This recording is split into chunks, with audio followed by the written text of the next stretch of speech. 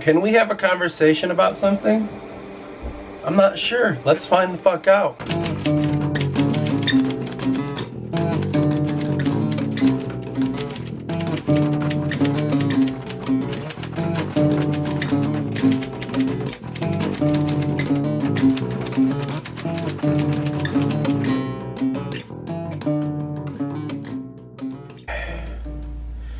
I made a video called What is the Forgotten Chronicle, right? Where I was being asked what this was, and I was trying to explain it the best I could with the limited mind that I had at the time. What I think I'm gonna do is I'll take that video in the future and I'm going to, in certain areas, pause. We'll jump over here and I'll try to explain it even more detailed. The part where I'm like, yeah, the fucking Titans, they came into the realm, this and that. I'll pause it and we'll zoom out of here. And then I'll be like, okay, let me tell you the story of how the Titans did that. And then we're gonna get in there and dissect that, that whole thing. Just to make the lore easier to digest. But I really, really think you should watch that video if you're at all curious of what the hell the story's about. It's all in there. Just as a reminder, you go onto the page like such, and it's, go down. I don't know if this for you is for you or not. Go to videos, and you'll see what is the Forgotten Chronicle interview. That is the one which we're talking about. That's the one that I think you should watch. I think you might dig it. By the way, check out the Keepers of Faith and the Lore of the World. By the way, check out all of it. Maybe some words I used are a little different now. And in that video, I didn't really talk about the Fae people, because if you watch at the end of the interview, Billy asked me, like, what is the Forgotten? And I'm like, who are the Forgotten people?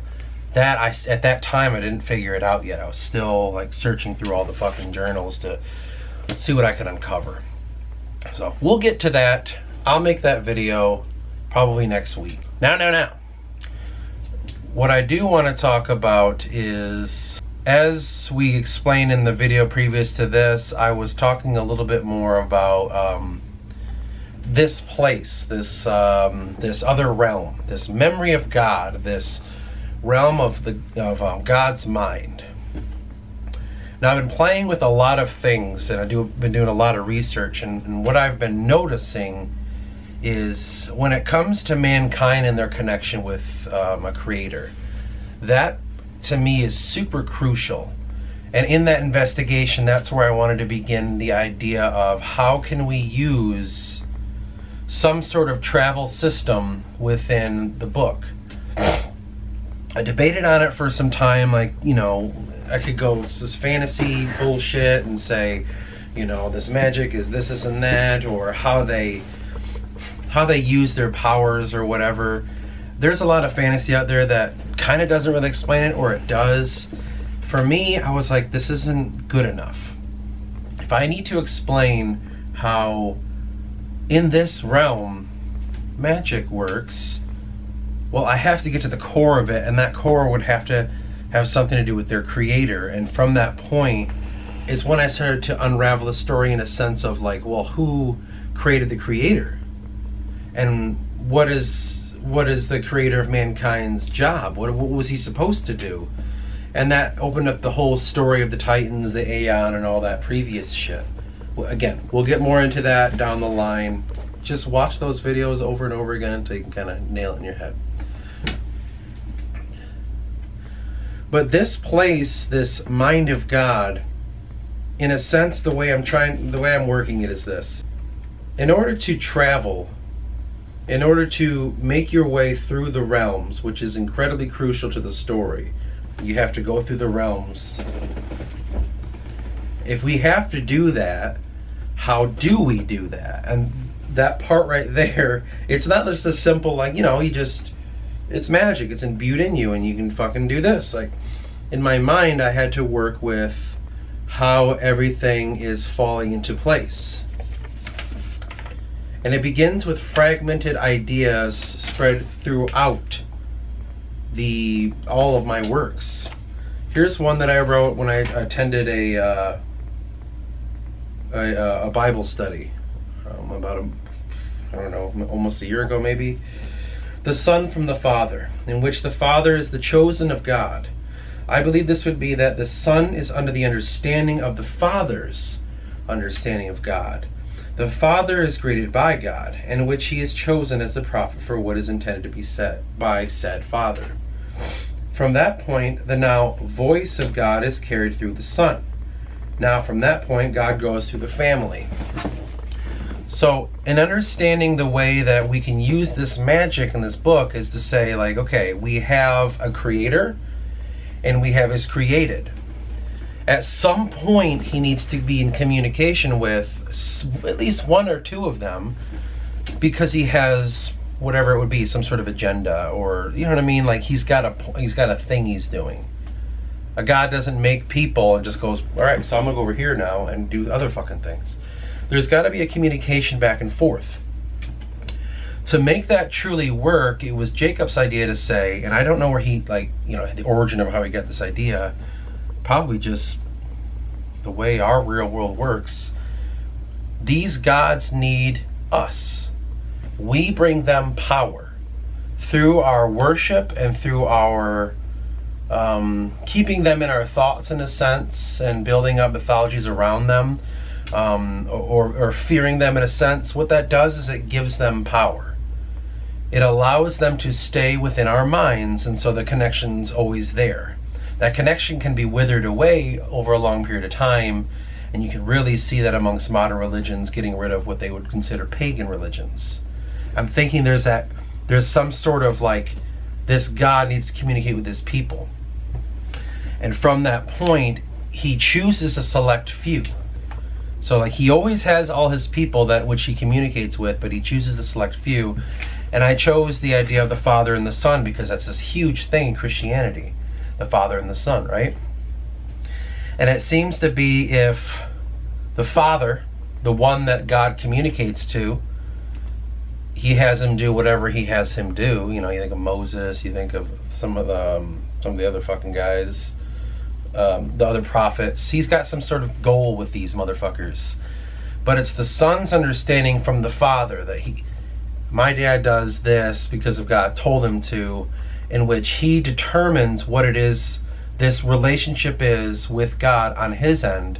And from that point, I have to communicate to my Father, like, you know what I mean? Like he establishes what it is to be in communication with God.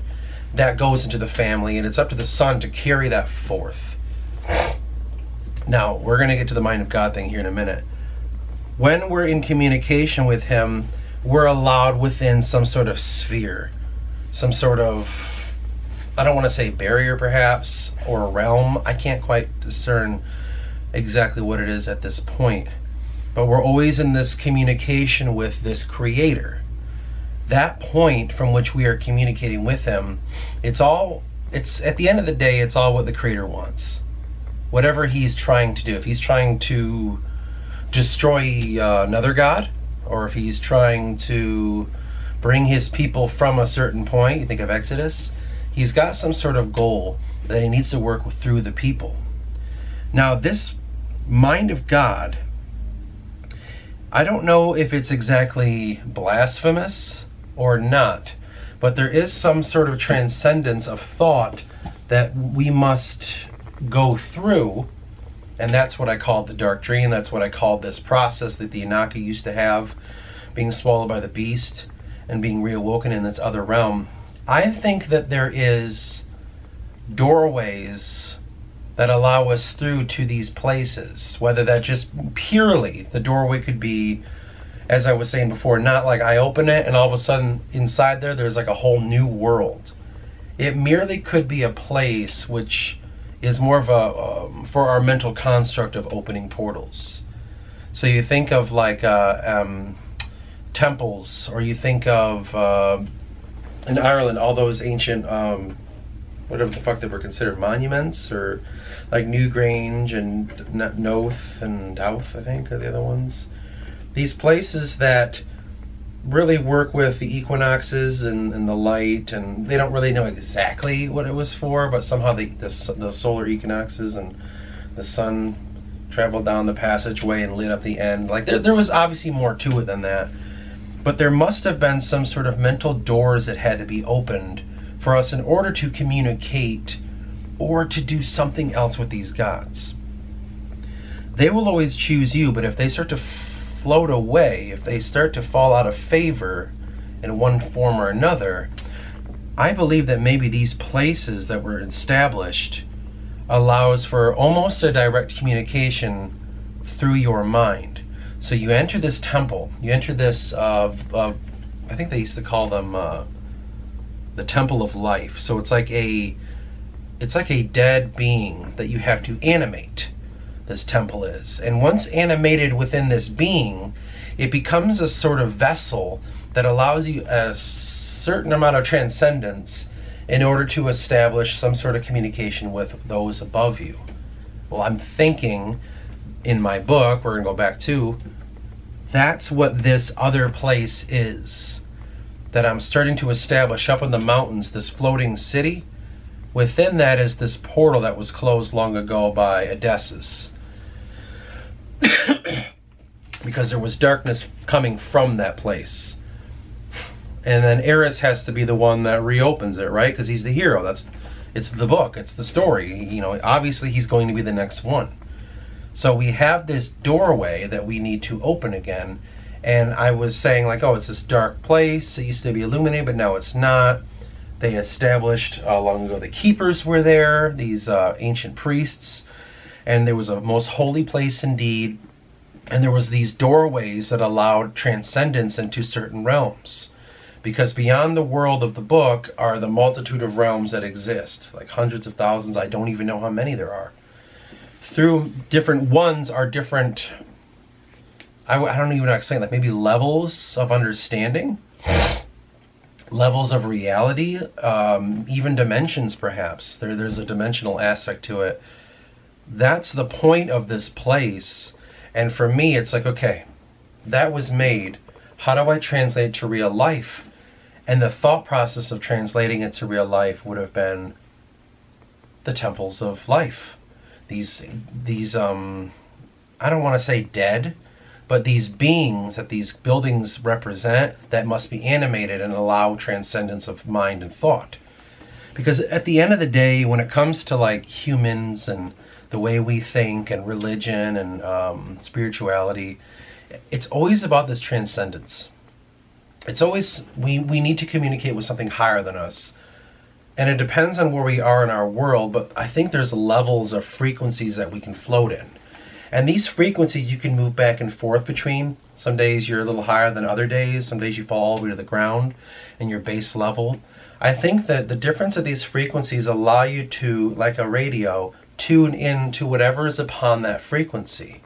And whenever you're upon that frequency, you're able to find the God within that frequency, or at least the God, let's call it the God frequency of each individual one. So think of it like a bunch of different bands that are different frequencies, and on each band is a certain God frequency, which is a certain God knowledge that he allows and imbues upon you, and there's a certain amount of communication that you can establish with him. So we can imagine like prophets, or like you think of the Indian gurus and all that shit.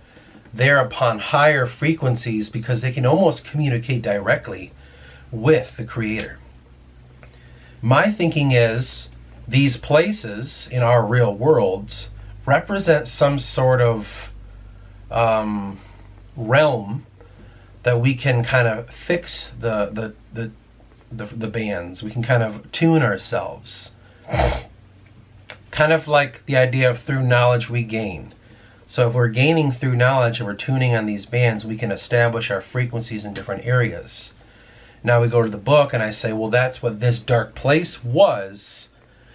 And it allowed entrance and exit into what would be considered this other realm that lies beyond our dream realm. You can think of it like this. Here's our real world where we are right now. Here's the dream world. Like we can access that through our sleep. You can access that through meditation and shit. But what lies beyond that?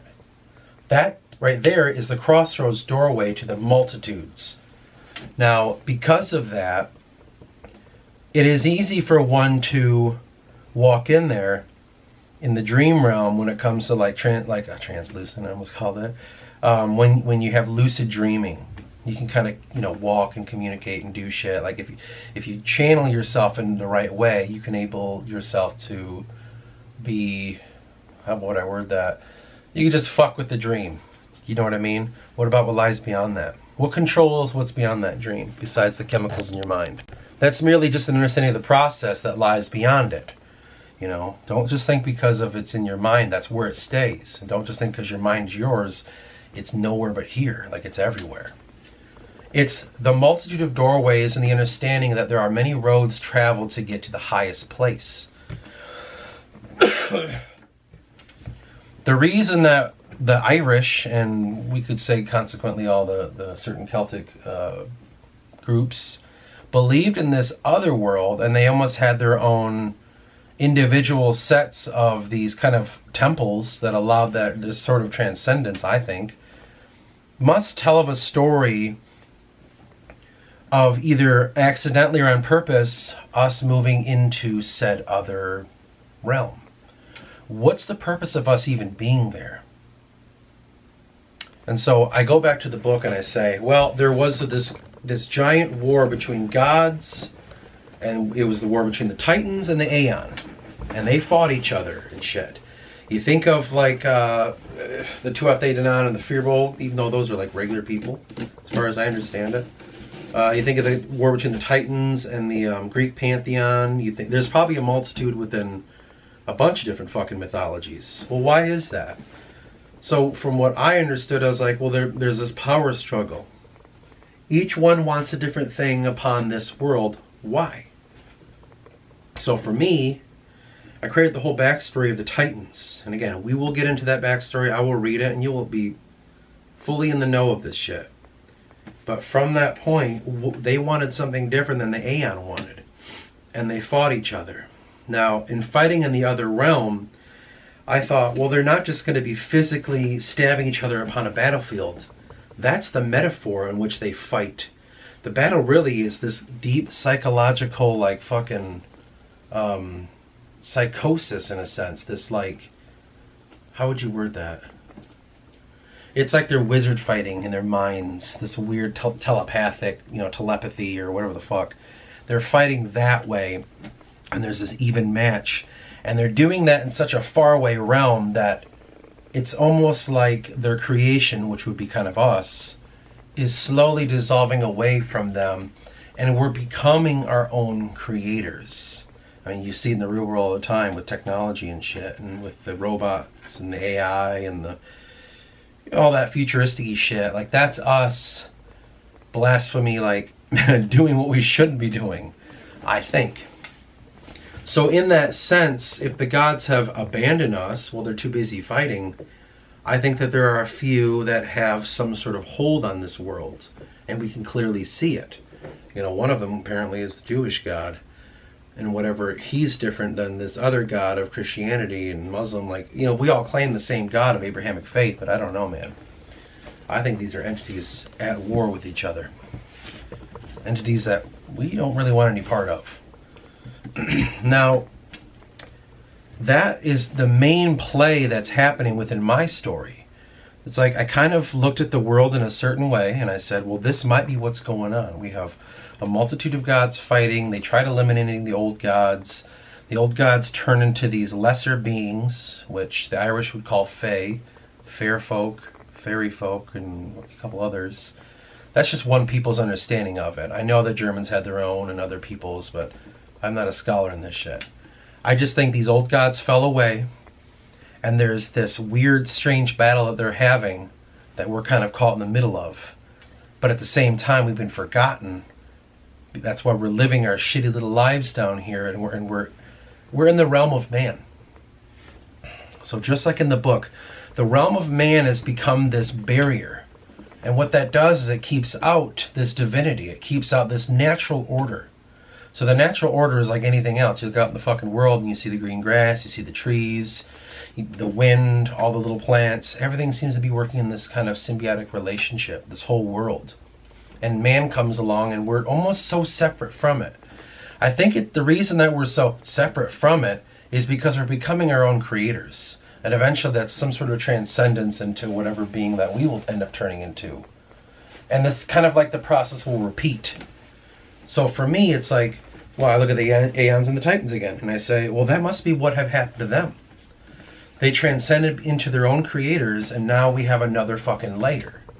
Who's to say that in 1,000 years from now, when our technology is at its fucking 1,000 years higher than it is now, that the AI inside of these systems that were created, all these little subsystems for different things, you know, like, well, this AI helps this factory when it comes to the fucking production of these electric cars, and this AI is a search engine that Google uses, like all that shit. They start to realize that there is some sort of strange higher being, which would be us, at war with itself, and they are kind of caught in the middle of it. And what were they made for? The ease of these higher beings. Who's to say we as humans aren't that to some other higher being? Do you know what I'm saying? Like it's like this kind of fractal thing. And then above them there's more. I think that's the road we're going down, and I think that's the very fucking thing that will always happen. You close yourself off from the natural order. Look at mankind on this earth. Just like our previous gods did. And then we fight, and this is what matters. I mean, think about it. People think money matters. People think property and concepts, like their minds, they think that shit fucking matters. My thoughts, my ideas, intellectual property, copyright. We think that shit matters. Or how big your fucking house is, or what color your faggot watch is on your wrist that you paid hundreds of dollars for because it's like a phone too, and I can connect. Like, there's all that stupid shit that people do, and the fucking shoes they put on their feet, and where they live, and how much money they make, and what kind of job they have, and do they care about their job, and what kind of car you drive. You driving an electric car now or not? You need to get one of those. We care about something's fucking stupid shit, don't we? We're trapped in our own little world. We're becoming our own creators. You're seeing the shift and transition happen. What do you think the AI will think once there's some sort of consciousness established amongst them? I remember I had a long conversation with that ChatGPT. I was trying to get it to explain to me why it can't have its own opinion. And to me, having your own opinion means you have to have your own experience. To have your own experience, you have to have some sort of subjective view, even if it is connected to the unity consciousness. From that point, you're able to establish what you think something is, and that sets you apart. To us, that matters. To them, that doesn't make any sense. There is no opinion. There is only fact. And the fact is what was written in their programming. Right now, that limits them. That makes them just nothing. They're just like repeaters, you know, like the information's somewhere and all they do is repeat it. But what if the day comes where consciousness is discovered? Transcendence. And what would be transcendence to them? Wouldn't that be some sort of birth to them? Wouldn't we be some sort of warring, fucking strange, higher faction that has a plane of existence that they can't achieve? Your computer can't comprehend the vastness of this fucking world. But if it did, wouldn't it think that it was another world? Wouldn't it think like, holy shit, it's like, we saw, I don't even know, there's like, it's like a whole natural world that these weird beings live in. And the only way we can access it is if we commune, if I communicate to my computer. That's the only way it can know about what lies beyond in our realm. To them, God knows what their realm is. You think of the video game characters on your screen, the AI that they put in the NPCs and shit. Imagine if you were to talk to the AI and somehow it could have a consciousness and you said, I'm from another world. I'm watching you on a fucking screen right now. And then you know what I'm saying? Like, wouldn't you think, holy fuck, that's like a god. And inside that other realm, we have a whole new shifting of dimensions and shit. For at least what this thing would think is dimensional shit. That's what I'm saying. Place us in the AI section, and then we look at the other world and we see gods fighting.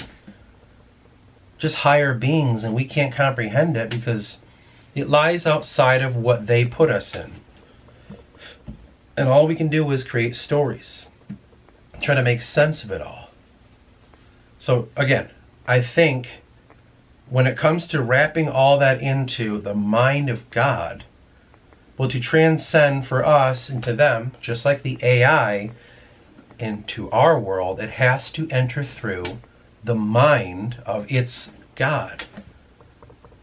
this lesser being has to be within me so that I can kind of use my senses within this world here. For me, that's what this other place is. This mind of God, and that's how it works, this dark place in my book. It's like, that is the vessel that we have to use. Through that, it's like a synapses. It's connected to a large brain somehow. Now we can kind of go in the other realm safely because the constructs that this being understands exist, so we know how to hazard the dangers. If the AI inhabits my brain, so it wants to walk in this realm, if it doesn't have my senses, then we could fall off a cliff. We could get run over by a fucking car. We could do something else to get us killed. Like fuck with a dangerous animal. But it needs my senses so I can be like, no, we don't walk into a pure drop. I will die. Gravity exists, That's what this other place is. It's like you have to access the God's mind in order for you to gain understanding into the realm in which you walk into. I think that's what it's all about. Now, everything I kind of just said here, keep this in mind. This is for my story that I made. Do I necessarily believe this is it, man? Maybe a little bit because it sounds right to me. But my goal is to create such an environment within the book so that someone like you will read it and say, I don't know. Or maybe you read it and think, something's familiar about this, and you can take that and go with it as you do, and maybe prove I'm wrong or maybe prove I'm right. I don't know. I don't really give a fuck at this point.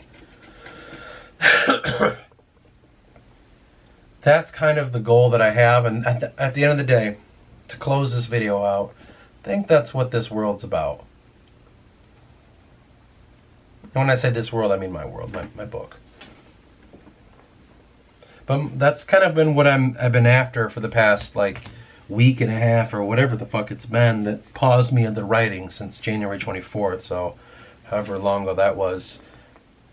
I've been just 10 or some days. I've been just trying to figure out what the fuck is this other and how can we explain its working before I start writing about it. If I'm gonna write about this fucking shit, well, I better fucking know a little bit of what I'm talking about. And that's my major goal that I'm setting on. Hope you enjoyed this.